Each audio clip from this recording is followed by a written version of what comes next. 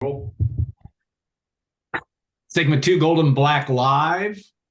And we have special guest Mark Carney, the chairman of the board, so to speak, with the Boilermaker Alliance, and of course David Neff. Dave Neff just hired as the president and CEO of Boilermaker Alliance. Dave, first, welcome to the Purdue community. You're hitting the ground running already, but welcome and congratulations on the new gig. Thank you. Thank you. No, it's been a very warm reception, and I felt the love from Boiler Nation this week. But we do have a tall task in front of us, and a lot of this is real time, as you know. So, yeah, no doubt. Mark, talk about that process of getting to Dave without conducting a formal interview right now, but just in terms of what the board went through, and you know, obviously you've had Matty D'Addario as part of your program as well, but to talk about the process as you got to Dave and what you're looking for out of his role. Sure, thanks, Alan. So we went through the typical process of posting ads, and kind of casting the net earlier in the year, and really weren't satisfied with the candidate pool. And like most companies, we ended up retaining a search firm who, we set up a committee of the board, screened 7 candidates down to 4 candidates. The executive committee reduced the 4 candidates down to 2, and Dave, I think, was heads and tails above the rest of the crew. I mean, we were absolutely pleased at the amount of interest that we had and the high profile of those candidates, but really felt like Dave's track record, both with the Pacers and Salesforce, as well as his growth activities, around nonprofits and participating in foundations, all of that sort of led us to believe that he was the right guy for the job. So we're pleased as can be, and he's hit the ground running. We got a fundraiser tomorrow. He was in Houston with the coach Walters and Mike Babinski yesterday. So there's no moss on the rock here, as they say. Yeah, Dave, when you look at this, and when you looked at this job, and obviously with your experience in sports with the Pacers, but also your Indianapolis background, what intrigued you the most? What got you excited about this? Because change is the new constant in this world. I mean, it is. You're going to have to be able to deal with change on a daily basis. You understand that, but is that what intrigued you? What got you? Yeah. Well, it's been funny to see the range of responses. As this has become public this week. Some folks are like, "Wow, brave new world." Like sort of like questioning the move. And I'm like. Yeah. Hey, that hasn't scared me before. No, really what sort of intrigued me, I'd say a few things. First is just my respect and admiration for the Purdue brand as a whole. Yeah. I think the last, decade plus under the leadership of really Mike Berghoff, Mitch Daniels, now Mung Chang, Mike Babinski, Mark Carney on Boilermaker Alliance. I mean, everybody that I either knew or didn't know prior to getting into this process has just been super impressive, high character, low ego, want to get the job done. And I just think Purdue's brand, and this is not just me, I know there's actually data that backs this up, is one of the hottest higher ed brands in the country. And so that's one thing. I think the second is just, NIL is the cutting edge of college athletics. And so to be associated with a Big Ten conference school, let's be real, Big Ten and SEC is where all the action is right now in terms of the power conferences, with the 4 West Coast schools coming in this late, next year to the Big Ten. That was super attractive. And then we've got to go build this thing. I mean, Mark and the rest of the board, they've got day jobs. Yeah. They're volunteers. They've been doing just an astronomical job to get us to where we are today. But I think a lot of this, and these are 2 things that are important to me, Alan, is it's about trust and it's about relationships. And so we have to have high trust in every interaction that we have with donors, corporate sponsors, coaches, administrators, athletes. And we have to trust moves at the speed of relationships, or relationships move at the speed of trust, as I like to say. So there's a lot of work to do, but I just felt like it was a sort of one of these generational opportunities to be associated with something that's so new as an industry. Yeah, as Dave said, Mark, the day job thing was, I don't know how you've been able to run your day job and do this at the same time, but this has continued to evolve, and it's like you said, it's changed from time to time. Sounds like things from the fundraising standpoint are heading in the right direction. Do you have a sense, even with collectives down the road, who knows where all this goes, but you feel like now, not only with Dave's hire, but also some of the support that you're starting to get, that things are definitely trending in the right direction. Yeah, I'm from a regulatory kind of overarching perspective, Alan. I'm not going to profess to read the tea leaves. I don't think, given the requirement for federal legislation, we're going to get anything done in an election year. So we probably have a couple of seasons that we have to prepare for. I think basketball's in good shape. I think football last year, we were we didn't have the resources necessary to build depth in the roster. I think we had a good starting crew. Had some injuries, and this year we've got a lot more runway established. We still need all the help we can get from the Boiler Nation, in terms of memberships or donations, because I can tell you, we're getting looks at in the portal, good ball players, and the reason we're getting looks at the portal for good ball players is we've been able to, through our efforts, support a lot of big men.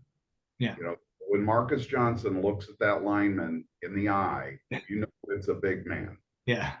And so I think we've been able to help out on the line, and it all kind of starts with the line, as you know, Alan, and that support will give us, for wide receivers and running backs. And so we're if you say this second tier Big Ten school needs about $5 million for football, whereas that first tier maybe needs 10 to 15, we're on our way towards that second tier. But if people want to be in Indianapolis at the end of the year, we've got to have help.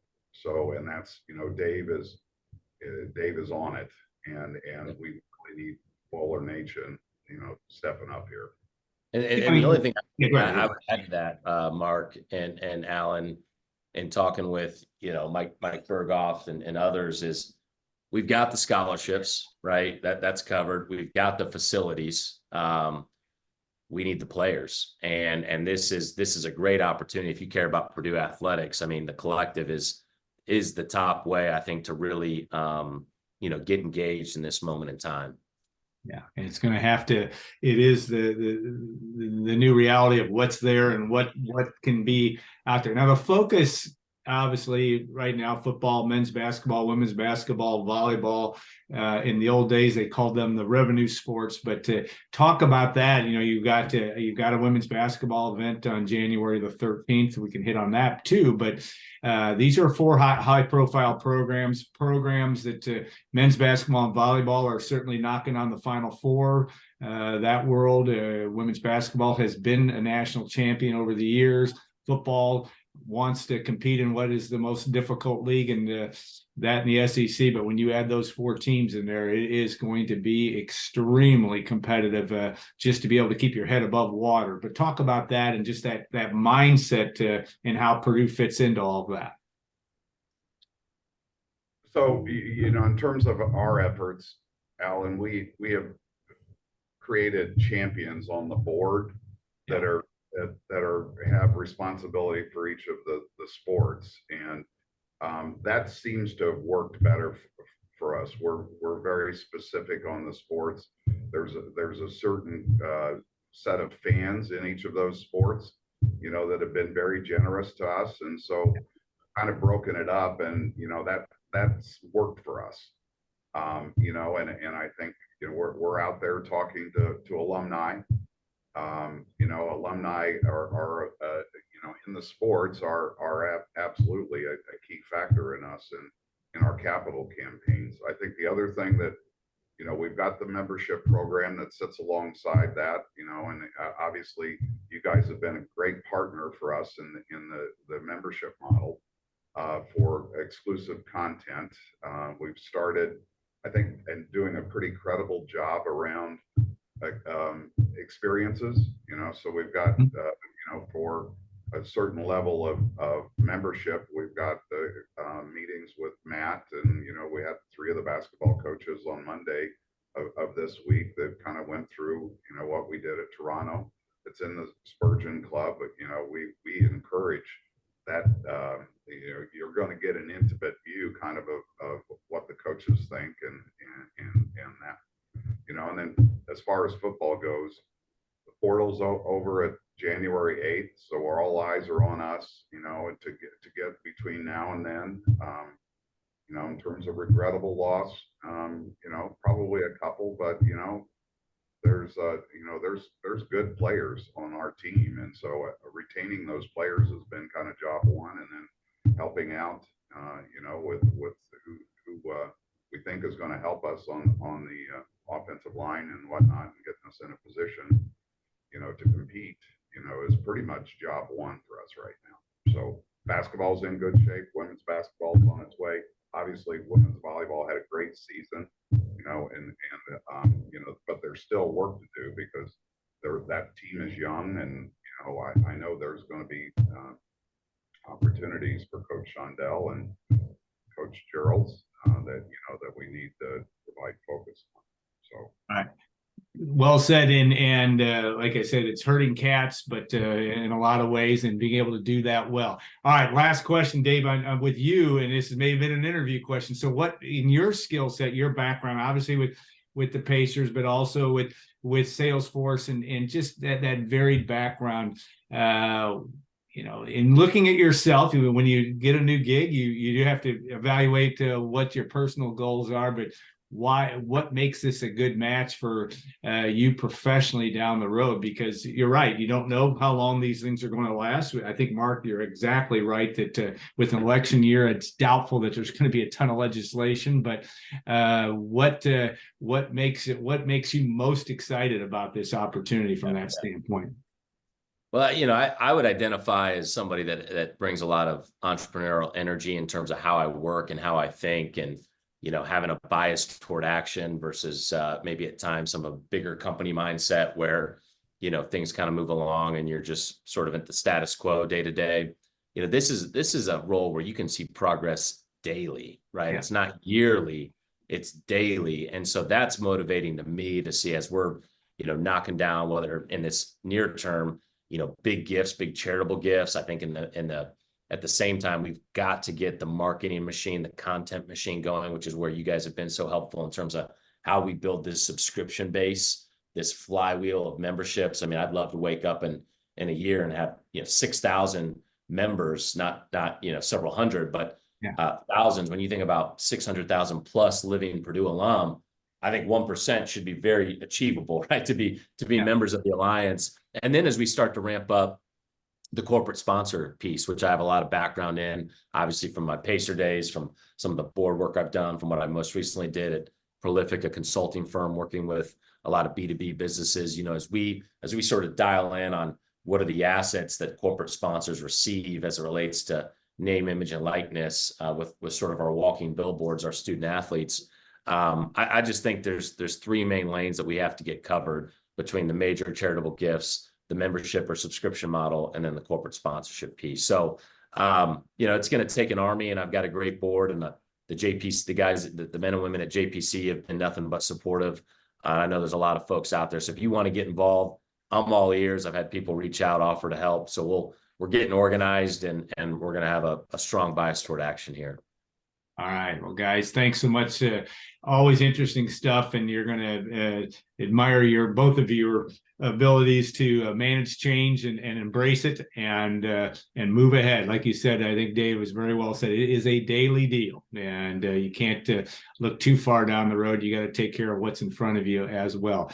Big day tomorrow. Purdue, Arizona will be fun event in Indianapolis. I'm sure, as Mark, I think he said earlier, that there'll be some of the Boilermaker Alliance activity, certainly from trying to get more and more people involved, and we look forward to that. We look forward to, obviously, goldenblack.com. We appreciate the relationship so far, and we're looking forward, like you, to having it grow. So, all right, we will take a 2-minute break here, and Elliot Bloom, somebody that Mark and Dave will know well, and we'll talk some Purdue basketball and all the stuff that's going on, not only just with Saturday's game against Arizona, but also what goes on behind the scenes in terms of building a schedule, ties into the Boilermaker Alliance, and just creating an interest and activity around Purdue sports, a big thing that men's basketball is delivering in a big way. So we'll be back in 2 minutes on Golden Black Live.